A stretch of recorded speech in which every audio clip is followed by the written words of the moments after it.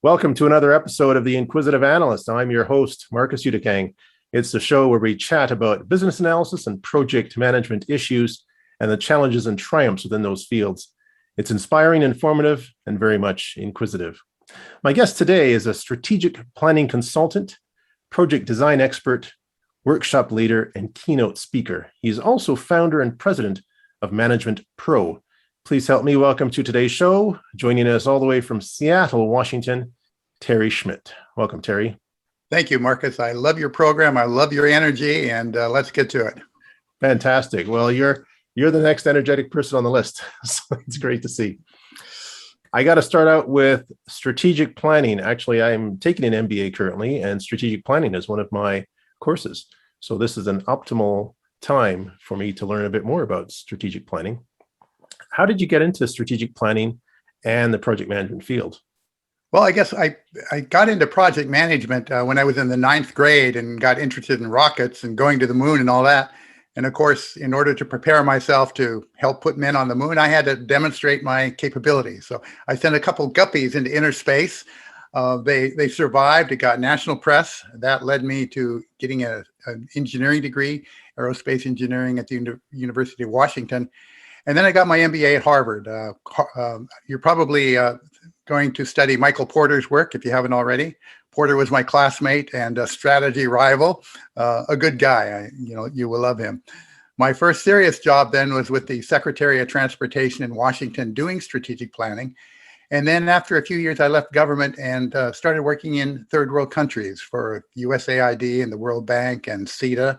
And that's really where I learned a systems approach to projects. A lot of project management is taught as more of an analytical approach. I call it falling into, the Gantt trap, Gantitis, and thinking that that's the project. Whereas if you take a more broader systems thinking view, you understand some of the interconnections. So I really operate at the interconnection of strategic planning and project management. Nice. Actually, it's interesting you mentioned Porter's Five Forces. I did study him not too long ago. Yeah, nice guy.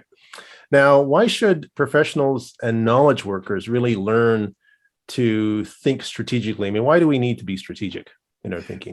Well, I think it's because of the complexity of the world, VUCA factors. A lot of professionals I know are an inch wide and a mile deep in terms of their expertise.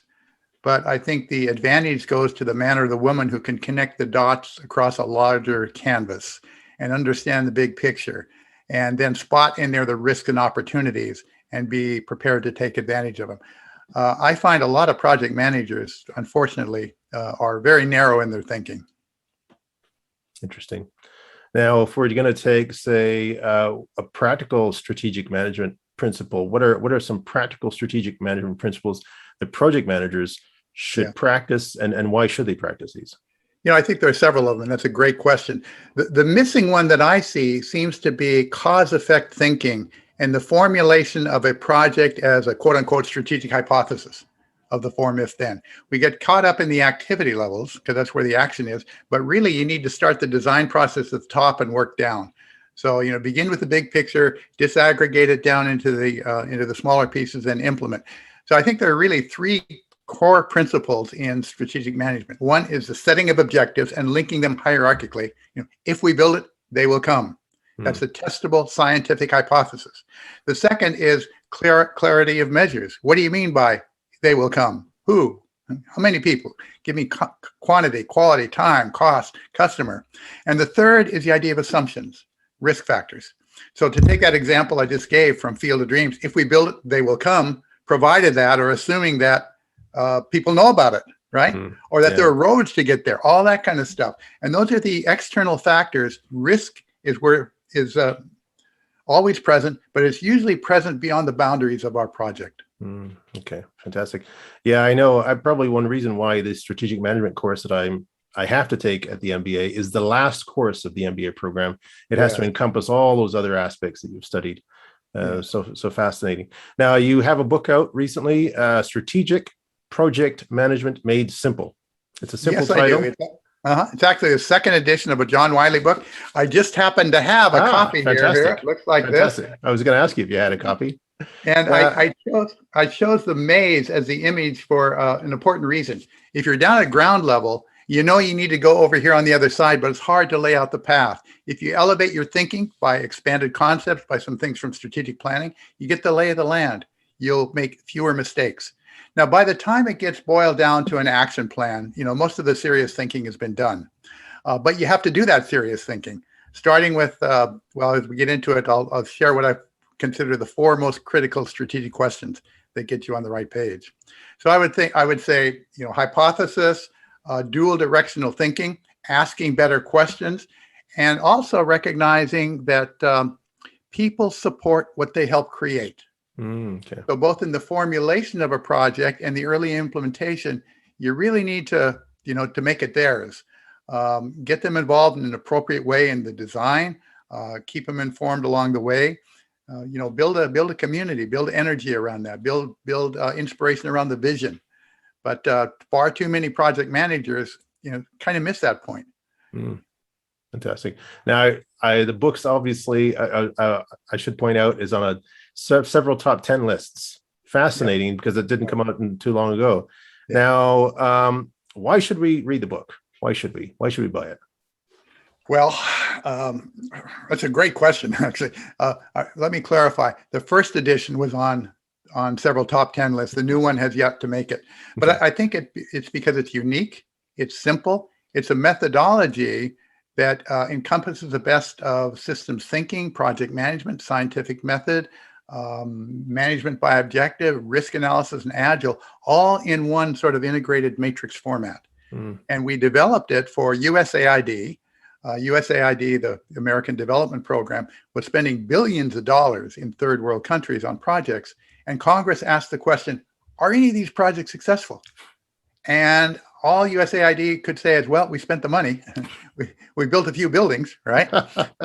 So the logical framework came out of that as a scientific process of designing a project based on causal thinking, starting at the top, which is to reduce poverty or to improve the quality of institutions. And it's just an incredible methodology. I was able to teach that to government leaders in about 24 countries. And then I realized the applicability of it to a wider audience. And that's when I wrote these books, started teaching it at UCLA. And, my book is, if you want to learn about work breakdown structures and earn value, my book is not the one. If you want to learn about how to take a high level idea and move it through the process of creating a successful project, there's no better book out there. Fantastic. Splendid. My mom would say the same thing. Great. All right. Thanks, Mom. Fantastic. Now, what are some of the services that your company ManagementPro provides? We help companies, large companies, small companies who have strategies, ideas, but they can't get it into action. There's some clarity, there's some missing pieces. So I go in as the person who asks the right questions, who guides them in getting it together, and more importantly, launching critical initiatives. I find the startup process for launching initiatives to be, in most cases, haphazard. There's a great quote from NASA. It's NASA rule number 15. It says, a review of most failed projects and project problems indicates that the disasters were well planned to happen from the start. The seeds of failure are built in early. Initial planning is the most vital part of any project.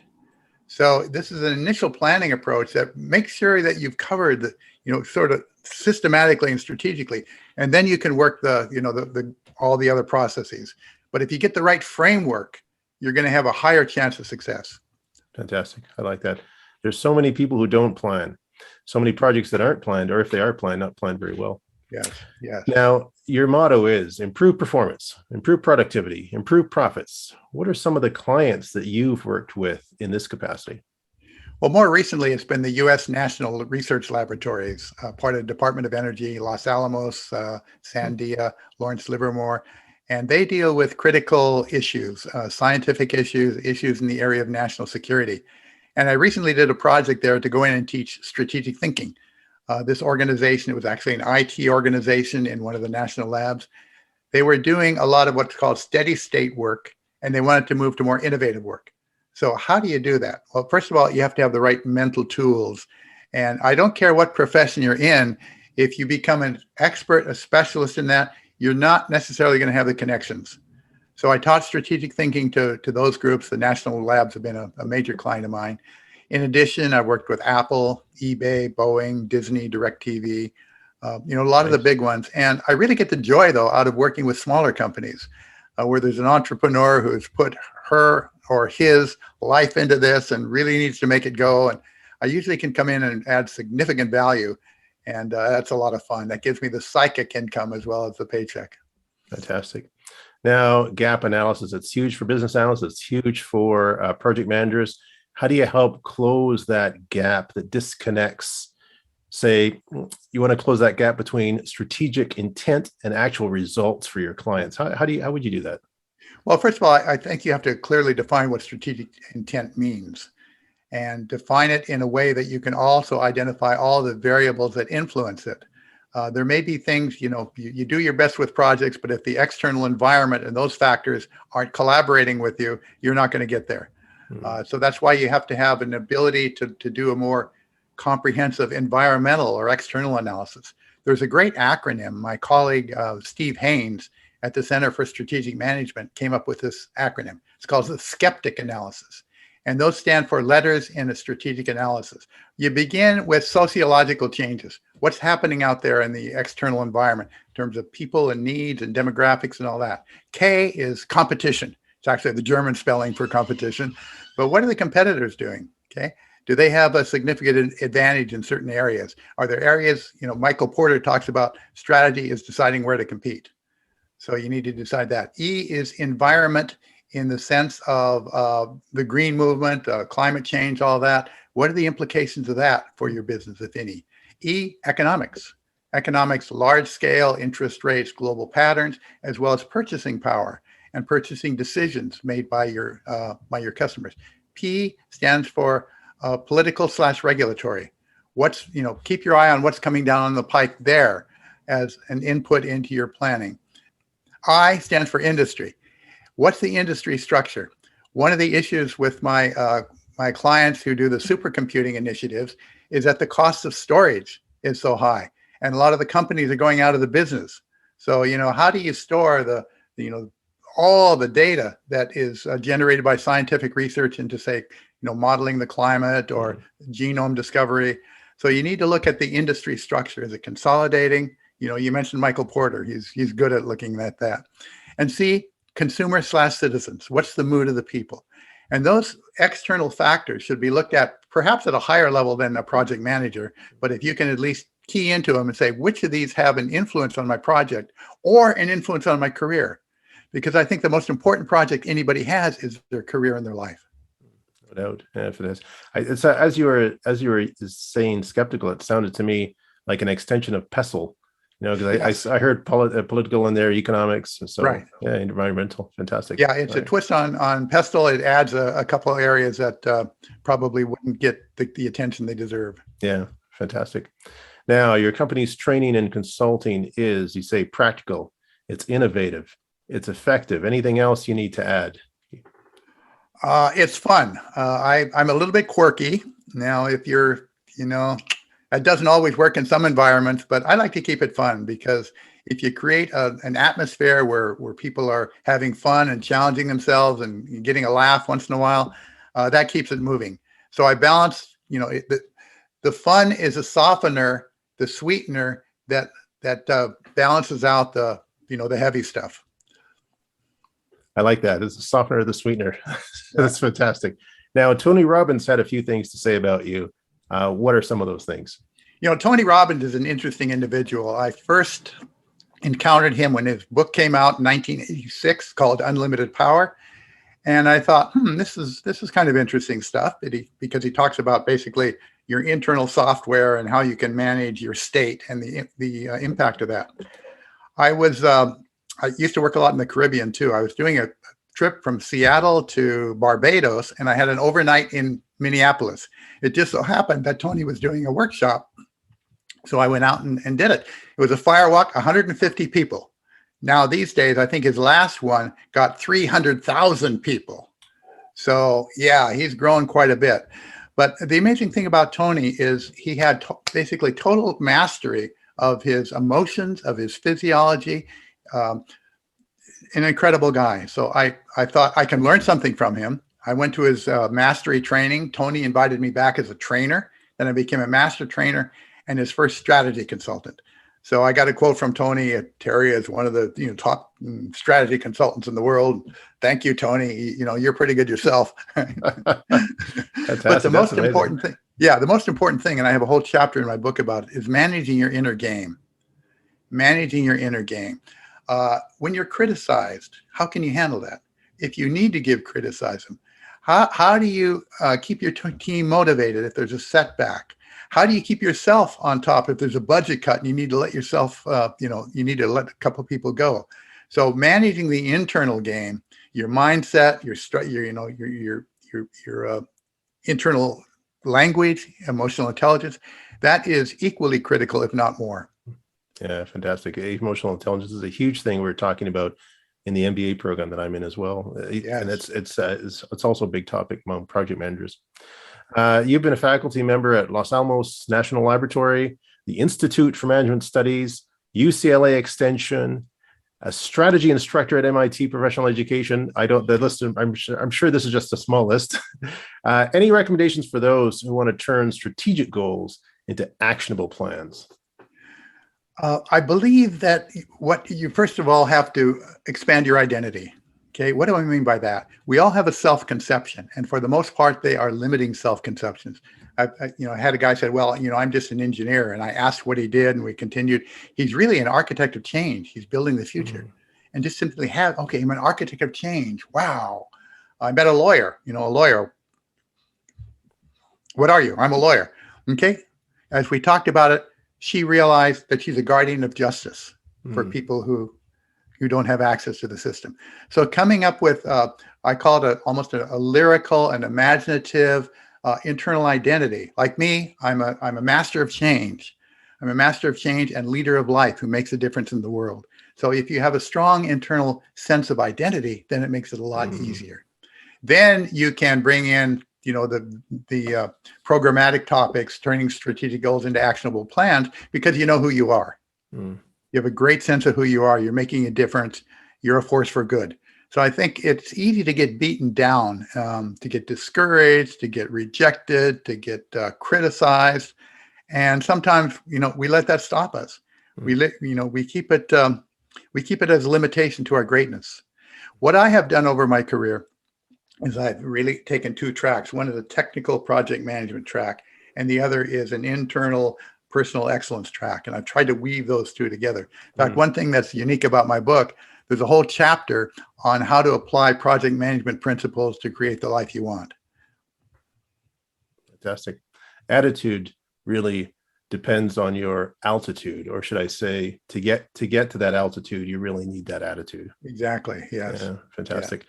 Any recommendations for someone who wants to get into the strategic management business? Any maybe 1 or 2 or 3 steps one could take to do so? I think first of all is to look for opportunities in the environment that you're in. What that means is if you're a bigger company and find out about the strategic planning process that's going on, see if you can volunteer to be part of a task force. That gives you 2 things. One, it gives you visibility to other things happening in the company, gives you new contacts, plus it gives you exposure. People can see how good you are. I did this a lot early in my career and had a pretty fast progression in various companies that I worked with. The second thing I would say is to read more broadly. Get a better sense of what sort of the major dynamics and trends are. I believe that at least 30% of our reading should be outside of our normal field of excellence. Right. I basically stopped reading project management and strategy books. I'm now reading peak performance books, psychology books, strategic change books. So it's very easy to get narrowed like that, but you want to be expansive. That's how you make a difference in the world for yourself, for your family, for your company, for your country. Fantastic. It's fabulous. Now, if anyone wants to get a copy of your book, how can they do so? Is it Amazon.com first? That's an easy way to do it. Yes. And I wouldn't recommend you get a copy.